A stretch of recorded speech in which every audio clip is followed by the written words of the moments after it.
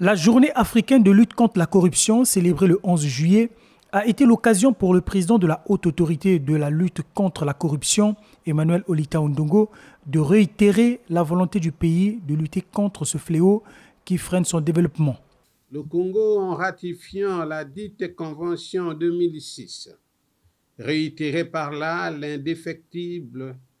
engagement du chef de l'État, M. Denis Sassou Nguesso, et de son gouvernement à lutter contre la corruption dans ses divers aspects, notamment la concussion, la fraude et les infractions assimilées. Dans le combat de lutte contre la corruption, les acteurs des secteurs d'activité devraient être mis à contribution. Chaque citoyen est invité à s'investir dans cette lutte en pratiquant une politique de tolérance zéro,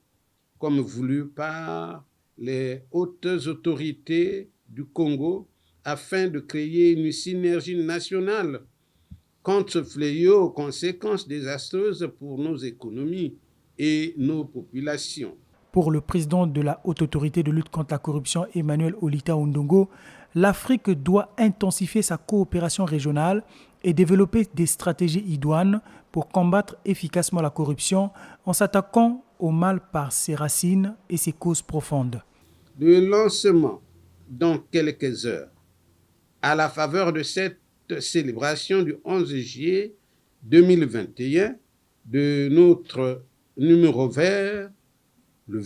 10-23, appel gratuit,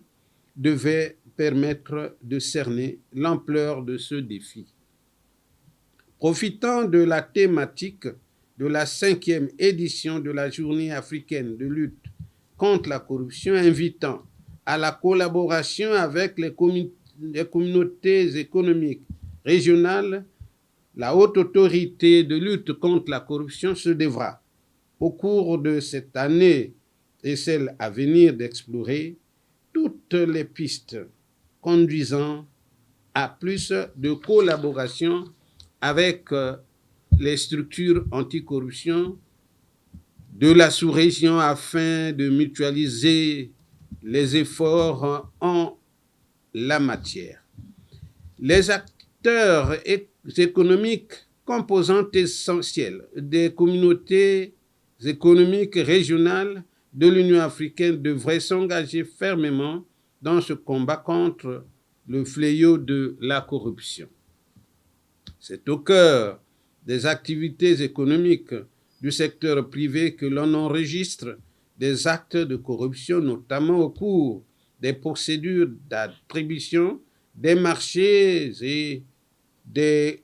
droits à la propriété, ainsi que dans le versement des pots de vin. Le secteur privé, en disant non aux actes de corruption, réduirait avantageusement les méfaits de la corruption.